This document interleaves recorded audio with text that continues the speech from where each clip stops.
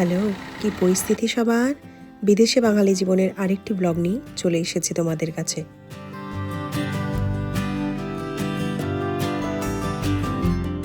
কলকাতায় এখন সময়টা দুপুর 12টা। কলকাতার এই দিনগুলো যে কিভাবে কেটে যাচ্ছে নিজেও বুঝতে পারছি না। আর মনে হচ্ছে হাতে আর কয়েকটা দিন বাকি। আর আজ যাচ্ছি আমার ননদের শ্বশুরবাড়ি। আর আমার ননদের শ্বশুরবাড়ি উত্তরপাড়াতে হওয়াতে আমরা গঙ্গা পার করেই আসলাম। এরই মধ্যে পৌঁছে গিয়েছি বাড়িতে। এসেই সবাই একটু গল্প জুড়েছিলাম বটে, তবে যেহেতু আমরা এসেছি অনেকটা দেরি করে, তাই এসেই প্রথমে ডাইনিং টেবিলে চলে এসেছি। বাবা মা সবাইকে ডাকতে আসলাম, সবাই মিলে একটু খেতে বসেই যাক। আর এদিকে শাওন আর অর্পণ, মানে আমার ননদের বর, ওরা এখানে গল্প করছে, ওদেরকেই ডাকতে আসলাম। আর ইনি হলেন আমার ননদের শাশুড়ি মা। ভীষণ ভালো মানুষ, তেমন সুন্দর খাসির মাংস রান্না করেন। এত সুন্দর মুখরোচক খাবার দাবার দেখে মনে হলো যে না, প্রথমেই আগে সবাই খেতে বসুক। গরম গরম খাবার না খেলে খাবারের স্বাদ পাবে না। এক প্রকার জোর করে অর্পণকে বসালাম, কারণ ওই প্লেটটা আমার জন্যই বাড়া হয়েছিল। এইদিকেই ছেলেরা সবাই খেয়ে নিক, তারপরে এখন আমরা বসেছি খেতে। গরম ভাতের সাথে গরম গরম ফিশ ফ্রাই পেয়ে গিয়েছি। এত সুন্দর সুন্দর খাবার, এত তাজা মাছ আবার পেতে পেতে সেই 2 বছর। তাই মন প্রাণ ভরে শুধু খাবারটাকেই খেয়ে যাচ্ছি। যবে থেকে ইন্ডিয়া এসেছি এক এক দিন এক এক পদের খাবার। খাবার নিয়ে বলতে বসলে আবার অনেক কথা বলা শুরু করব। সেসব থেকে বেরিয়ে এসে বলি আজ মেনুতে কী হয়েছে। গরম ভাত দিয়ে ফিশ ফ্রাই খাওয়ার পর খেয়েছিলাম চিংড়ি মাছ দিয়ে মুগ ডাল। তারপরেই ছিল ভেটকি মাছের পাতুরি।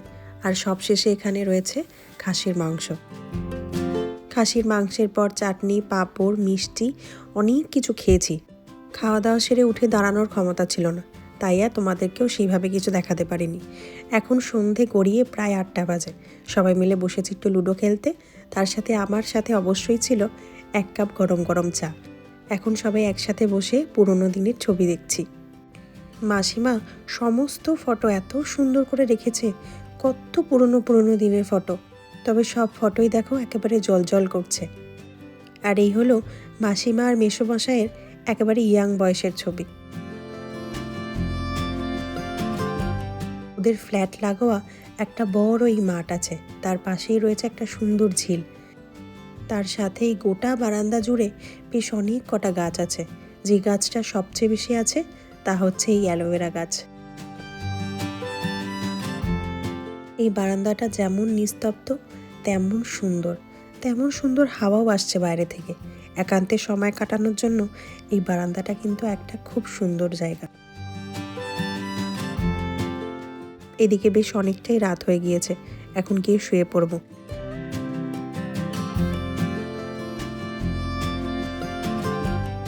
পরের দিন সকালে আবার তোমাদের সাথে চলে আসলাম। তোমরা তো জানোই আমি রয়েছে এখন উত্তরপাড়াতে। সকাল সকাল স্নান সেরে আমরা বেরিয়ে পড়েছি মায়ের দর্শন করতে যাব দক্ষিণেশ্বরে। এখান থেকে তো একেবারেই কাছে, তাই ভাবলাম যে এত দূর যখন আসলামই মায়ের দর্শন করেই যাই। তাই এখন যাচ্ছি আমরা দক্ষিণেশ্বরে, তারপরে ওখান থেকে বাড়ির উদ্দেশ্যে রওনা দেব।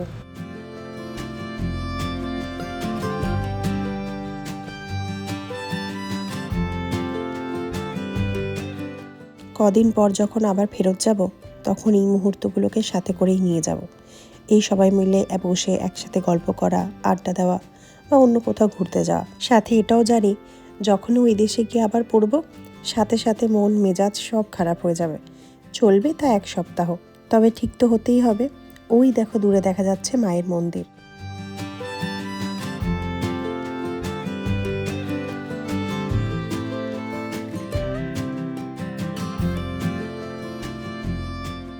এই গঙ্গার উপর থেকে গাড়ি চালিয়ে যেতে কি যে দারুণ লাগে।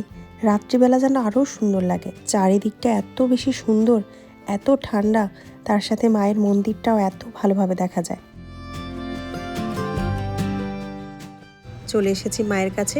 এখন মন্দির লাগোয়া একেবারে মেট্রো স্টেশনটা করে দিয়েছে, বড় সুবিধে হয়েছে। মায়ের কাছে এখন আসাটা আর কোনো ব্যাপারই নয়। একটা মেট্রো ধরো, সোজা মায়ের মন্দিরে এসে নামবে।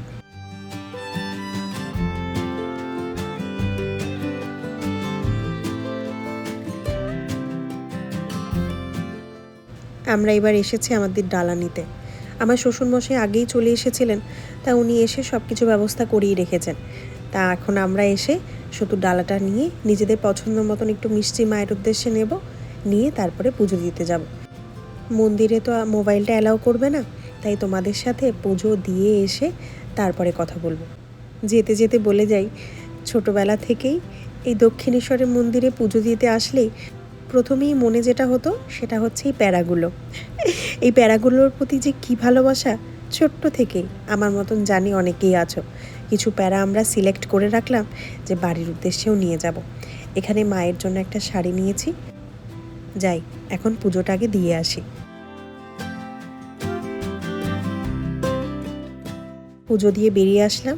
আজ লাইনটা দেখলাম অনেকটাই কম, তবে আমরা লাইনে দাঁড়ালাম তার কয়েক মিনিট পরেই দেখলাম একটা বেশ লম্বা লাইন পড়ে গিয়েছে। ভালোই ভালো আমরা পুজোটা দিয়ে এসেছি। খুব সুন্দরভাবে মায়ের দর্শন করেছি। মা সবাইকে সুস্থ রাখুক, ভালো রাখুক, এর থেকে বেশি আর কিচ্ছু চাই না। মায়ের পুজো শেষে এবার পেট পুজো করার পালা। পাশেই ওই যে রয়েছে ফুড প্লাজা, ওখানেই আমরা যাচ্ছি সকালে খাবারটা সারতে। এখানকার গরম গরম হিঙে কচুরি আর ছোলার ডাল। এইবার মন্দিরে এসে এই খাবারটা খাবো বলে সেই সুদূর আমেরিকা থেকেই আমরা প্ল্যান করিয়ে এসেছিলাম। যাক, পেট ভরে খাওয়া দাওয়া হয়েছে। ভেতরে ভিডিও করা যাবে না বলে আমি ভিডিও করতে পারলাম না। তবে হিঙে কচুরিগুলো কিন্তু সত্যিই অসাধারণ ছিল। এক প্লেটে 4টে হিঙে কচুরি দিয়েছিল, তার সাথে ডাল। এখানে এসেছি আমরা গঙ্গা জল নিয়ে যাব বলে একটা ড্রাম কিনতে, তাই ড্রাম নেওয়া হয়ে গিয়েছে। এখন আমরা যাচ্ছি মা গঙ্গার কাছে।